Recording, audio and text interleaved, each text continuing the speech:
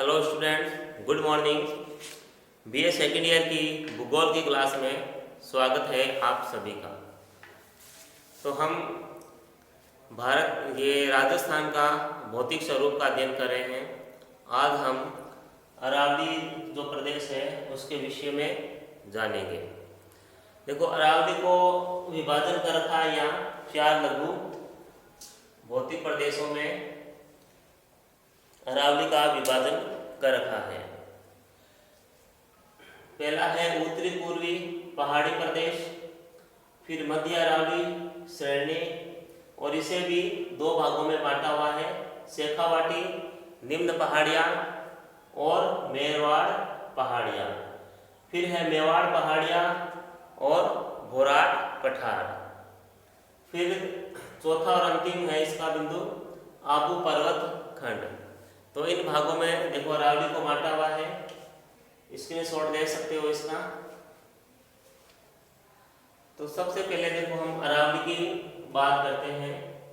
जो अरावली श्रेणी है ये राजस्थान के मध्य से गुजरती है और लगभग राजस्थान को 2 भागों में बांटती है। भौतिक विभाजन करती है ये राजस्थान का अरावली श्रेणी, और जल विभाजन का कार्य भी करती है अरावली श्रेणी। तो अरावली श्रेणी पिछली क्लास में जैसे आपको बताया था कि अरावली जो पर्वत श्रृंखला है ये गोंडवाना लैंड का भाग है। जब भारत का प्रायद्वीपीय भाग अफ्रीका महाद्वीप से अलग हुआ था तो ये उसके साथ बनी हुई थी। ऐसा नहीं है कि भारत में आके इसकी उत्पत्ति हुई है, यह पहले से ही बनी हुई थी। देखो, इसका जो निर्माण है वो प्री कैम्ब्रियन युग में हो गया था।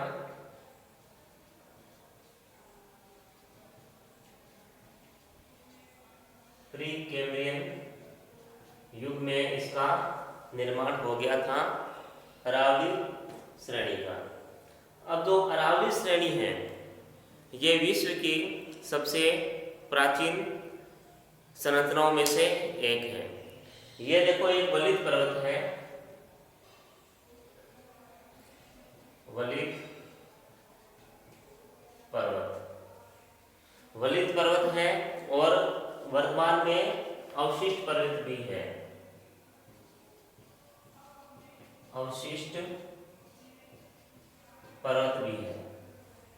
अब अवशिष्ट पर्वत से तात्पर्य यह हुआ कि जो अरावली है इसकी जो ऊंचाई थी जो पहले वो अब उतनी नहीं है, क्योंकि अपरदन के द्वारा इसका मतलब अपरदन के द्वारा ये काफ़ी घिस चुकी है। अब जो पहाड़ियाँ है जो हमें दिखाई देती है वो एक अवशिष्ट पर्वत के रूप में दिखाई देती है। तो जो अवशिष्ट पर्वत है यानी अब ये समानांतर श्रेणी नहीं है, कुछ जगहों पर ये कटी फटी श्रेणी है अरावली श्रेणी। तो जो अरावली श्रेणी है, एक तो ये देखो वलित पर्वत है, वलित पर्वत है ये, यानी जैसे हिमालय वलित पर्वत है उसी तरह अरावली है, मगर इनका बनने का जो काल है जो समय है वो अलग अलग है। एक ही समय में इनका निर्माण नहीं हुआ है। अरावली बहुत अधिक प्राचीन है, हिमालय से भी प्राचीन है। अब इसकी लंबाई देखते हैं। अरावली की कुल लंबाई है 692 किलोमीटर है। इसकी कुल लंबाई अरावली की 692 किलोमीटर है, इसकी कुल लंबाई अरावली की। और राजस्थान में इसकी जो लंबाई है वो लगभग 550 किलोमीटर है। अरावली की जो लंबाई है राजस्थान में वो 550 किलोमीटर है।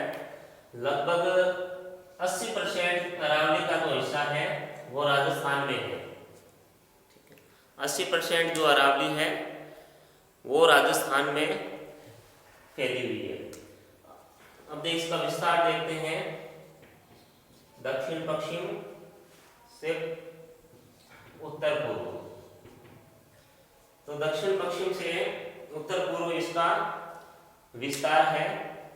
और दक्षिण पश्चिम में जैसे गुजरात है यहाँ, और यहाँ हरियाणा और दिल्ली,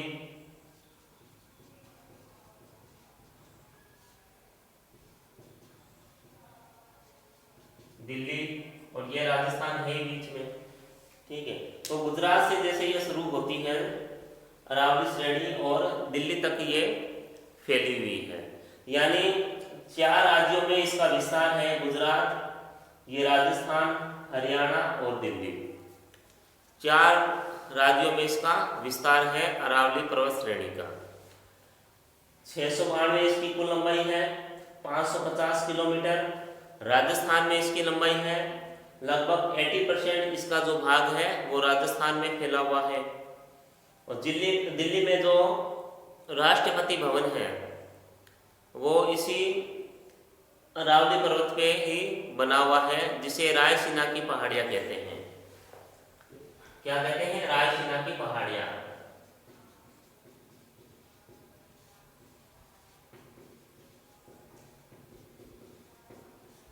दिल्ली में, और राष्ट्रपति भवन बना है इस पे। राष्ट्रपति भवन रायसीना पहाड़ियां जो अरावली की ही विस्तार है, वहां पे इसका निर्माण है। तो उसके बाद देखो राजस्थान में जो अरावली है उसे वैसे तो देखो 3 भागों में बांटते हैं, यहाँ तो अलग से विस्तार बता रखा है। 3 भागों में बांटते हैं, जैसे उत्तरी अरावली, फिर मध्य अरावली और फिर दक्षिण अरावली। इस तरीके से इसे 3 भागों में बांटते हैं। जैसे आप सभी को पता है कि अरावली का सबसे ऊंचा जो शिखर है या चोटी है उसका नाम गुरु शिखर है। सबसे ऊंची चोटी कौन सी है? गुरु शिखर।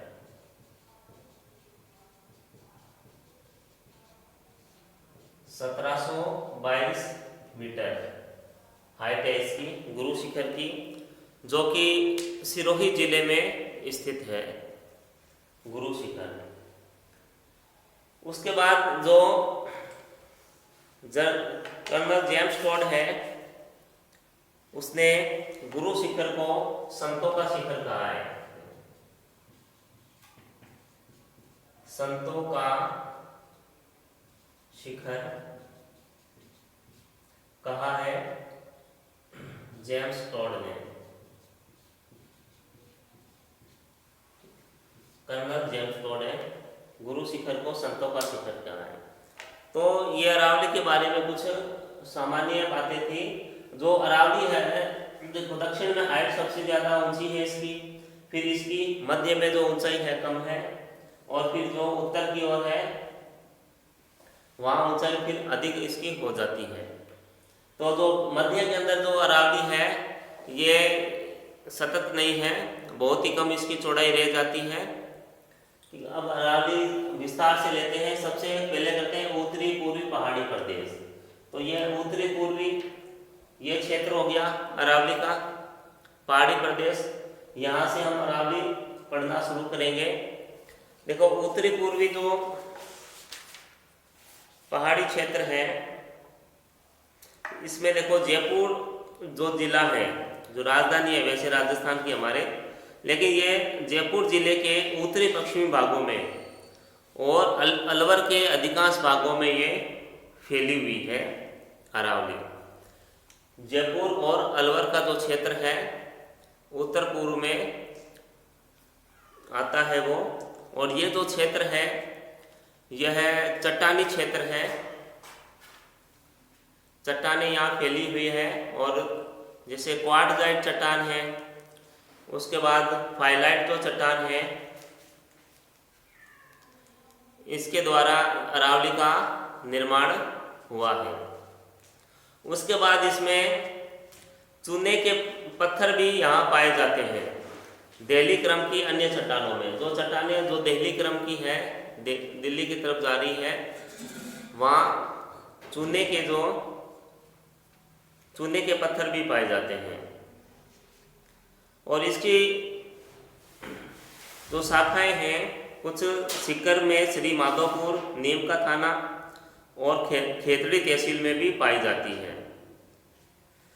और इसमें जो अलवर में कुछ चोटियाँ पाई जाती हैं, जैसे बैराज, बैराट, जयपुर में बाबाई, खो और सीकर जिले में रघुनाथगढ़ आदि ये चोटियाँ पाई जाती हैं। उसके बाद हम फिर लेते हैं मध्यवर्ती अरावली श्रेणी। जो मध्यवर्ती अरावली श्रेणी है, इसमें अजमेर, जयपुर और टोंक जिले के दक्षिण पश्चिमी जो क्षेत्र है वो शामिल इसमें किया जाता है। और ये जो प्रदेश है इन्हें देखिए फिर दो भागों में बांटते हैं, शेखावाटी निम्न पहाड़ियाँ और मेरवाड़ पहाड़ियाँ। शेखावाटी जो निम्न पहाड़ियाँ है, अरावली की देखो कुछ श्रेणियाँ हैं, इस तरफ जो झुंझुनू और सीकर है उस तरफ भी चली जाती है, विस्तार है।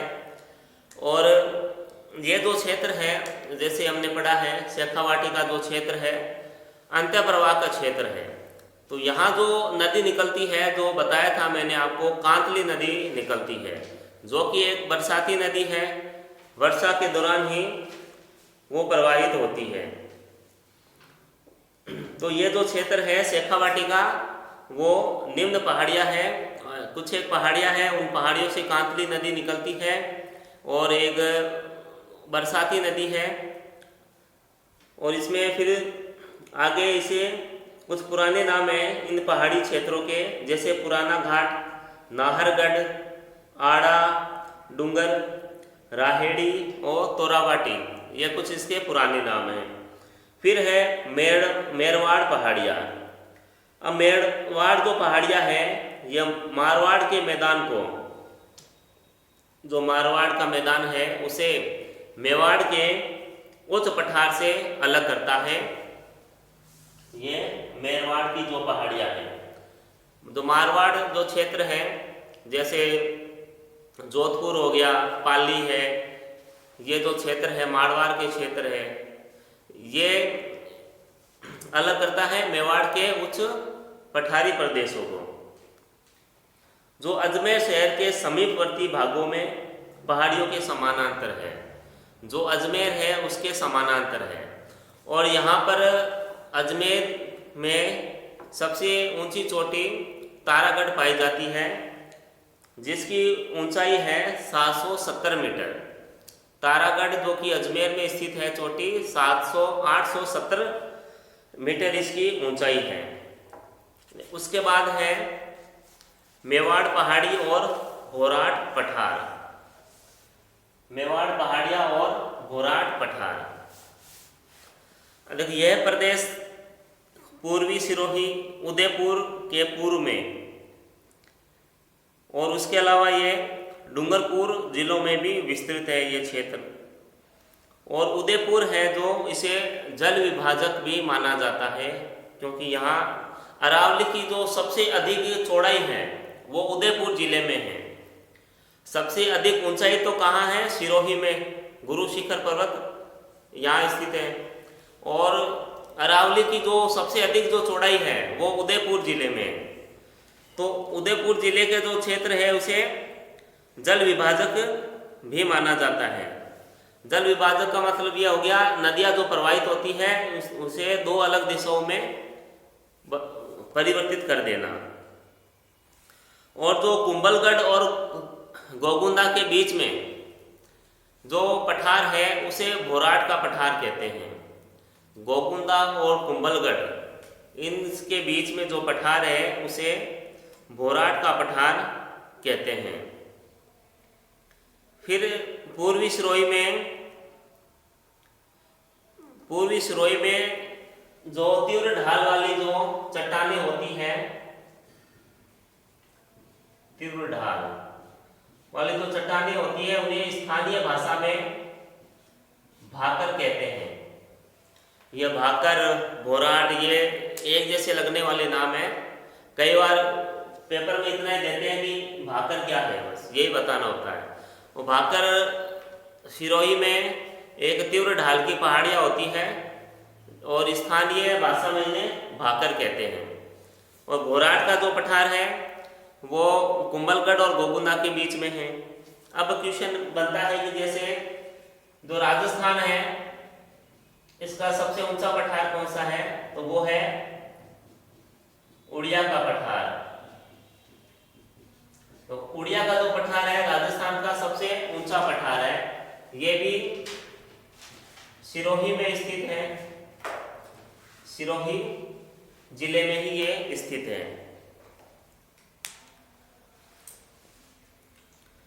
उसके बाद नेक्स्ट लेते हैं अपने आबू पर्वत खंड। आबू पर्वत खंड आ गया है, हम सिरोही जिले में है ये। देखो ये जो पर्वत है ये जो कठोर क्वार्ट्ज चट्टानों से निर्मित है। क्वार्ट्ज जो चट्टानें हैं इनसे, और जो ग्रेनाइट चट्टानें हैं इनसे निर्मित है। अब ग्रेनाइट चट्टानें क्या है, अब ये चट्टान सबसे अधिक जालौर में मिलती है।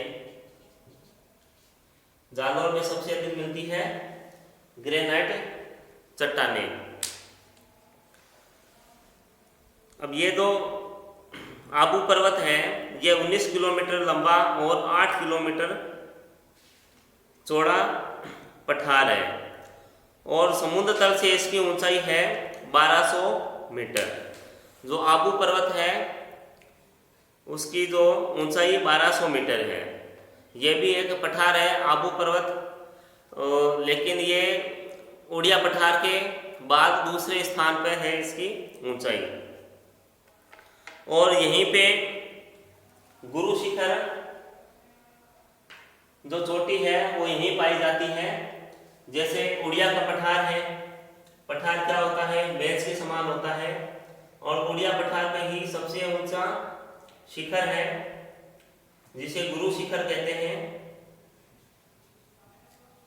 गुरु शिखर राजस्थान की सबसे ऊंची चोटी, और ये उड़िया पठार